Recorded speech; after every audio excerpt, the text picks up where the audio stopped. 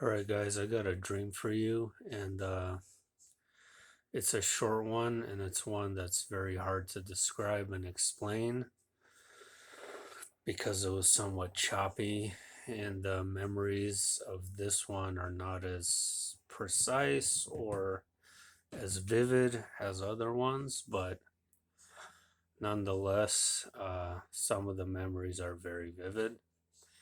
And before that, I have a question. I'm wondering why they are pushing this Wuhan lab narrative now. You ask yourself this question.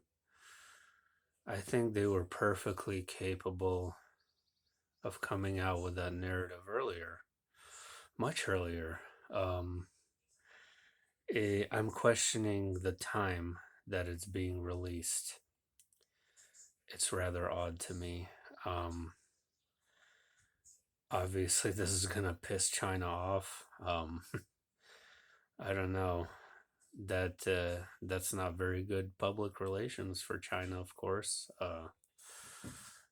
Not good for our relationship either. Interesting though, isn't it? So this dream looked to be in another dimension. Um, the reason I say that is because I was on a ship, and this ship, I've had a lot of dreams in which I was on a ship on the water, and so many of them just look so odd and so off, kind of like the cars that I talked about in New York City that had this cylindrical circular shape. This was completely different. The only way I can describe it is like imagine a children's playground or like in McDonald's or in one of those fast food places. You have all these twirling tubes that connect everywhere. Just imagine a bunch of PVC pipes stuck together, giant PVC pipes, and giant like rooms in between the pipe settings that look like these circular orbs. And they all just kind of intertwine together, kind of like a hamster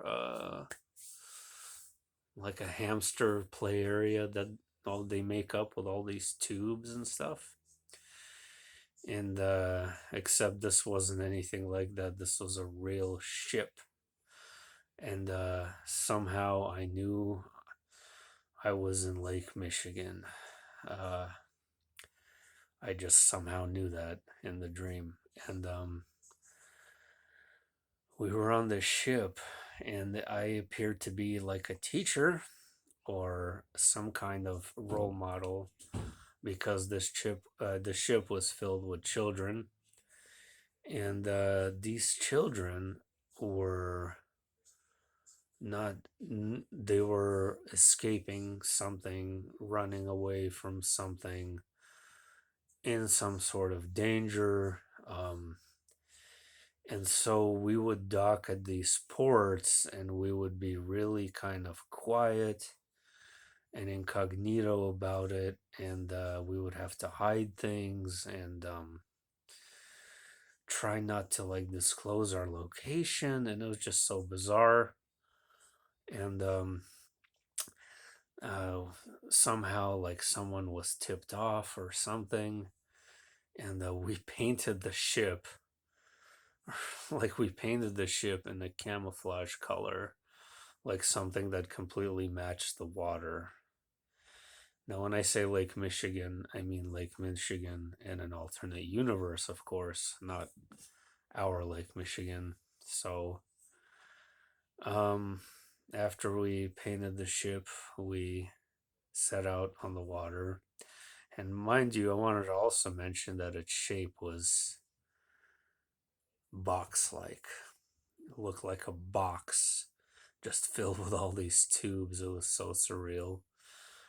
Interesting though. So I don't know what danger they were in or we were in, but we somehow had to protect these kids and maintain the majority of our presence on the water for whatever reason, it was too dangerous to be on land or something of that nature. So, pretty interesting.